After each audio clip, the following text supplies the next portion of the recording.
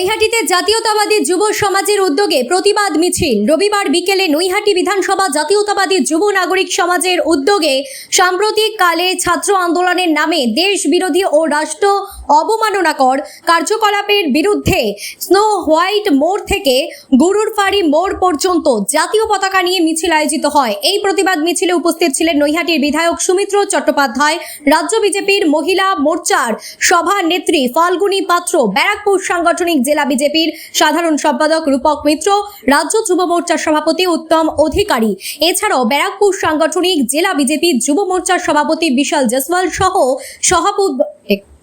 সহ সভাপতি দেবরাজ পাল সহ অন্যান্যরা।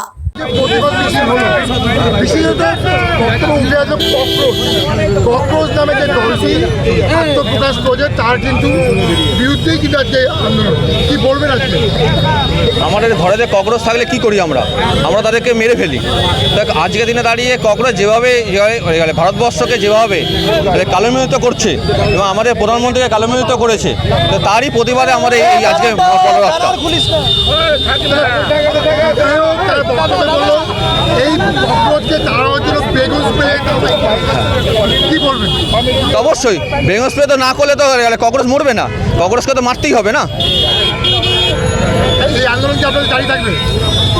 এই আন্দোলন জারি থাকবে এরকমভাবে? একদম। এই রাষ্ট্র স্প্রে যদি তুই ডিটেলসটা বলো, বেগুন স্প্রে দিয়ে কীভাবে? বেগুন স্প্রে দিয়ে যেমন ককরোচদের তাড়ায়, এই ককরোচদের সেইভাবেই তাড়াতে হবে। কেন?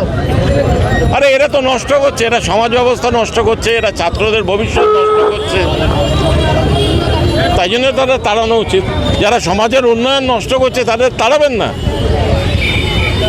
যেভাবে শিক্ষামন্ত্রী পদত্যাগ করলো, আবার নতুন করে আন্দোলন সৃষ্টি করছে যন্ত্রমন্ত্রে। আমি তো আমার বক্তৃতায় আরেকটা কথা বললাম, এই ককরোচরা বিলীন হয়ে যাওয়া পার্টিরই আর একটা রূপ। তো বিলীন হয়ে যাওয়া পার্টিরা তারা বাঁচার চেষ্টা করছে, আপ্রাণ চেষ্টা করছে। দেখুন না, তারা পাঞ্জাবে যে কোশ্চেন লিক হয়েছে তাতে কিছু বলেনি। কি বলবেন? মূলত আমরা এই যে ককরোচ, যারা বিদেশি ফান্ডিং, সিউডো সেকুলার, বামপন্থার একটা অংশ, এছাড়াও জামাত ইসলামী, তৌহিদি জনতা, পুরো রাষ্ট্রবিরোধী শক্তি এক হয়েছে দেশের সমস্ত শক্তিকে নষ্ট করে যে মিশন 2047 মিশন 2047 যে আমাদের প্রধানমন্ত্রীর মূল স্বপ্ন, সেই স্বপ্নকে বানচাল দেওয়ার জন্য এটা একটা পরিকল্পনা। সারা বিশ্বের যারা, বিশেষ করে আপনারা জানেন যে ডিপ স্টেট নামে একটা চক্রান্তকারী শক্তি আছে, এছাড়াও বিভিন্ন পাশে চায়না আছে, আমেরিকা আছে, তাদের মূল উদ্দেশ্য হচ্ছে ভারতের যে শক্তিশালী মজবুত একটা অবস্থান, সেই অবস্থানকে যাতে কী করে নষ্ট করা যায়, সেই নষ্ট করে। আপনারা সবাই জানেন ভারত এখন চতুর্থ সবথেকে সমৃদ্ধশালী এবং আপনার অর্থনৈতিকভাবে চতুর্থ সমৃদ্ধশালী রাষ্ট্র।